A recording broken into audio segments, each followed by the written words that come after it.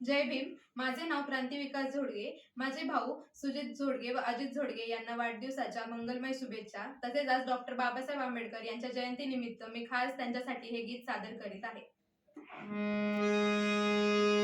माझ्या भीमाची जयंती आली, साऱ्या जगात चर्चा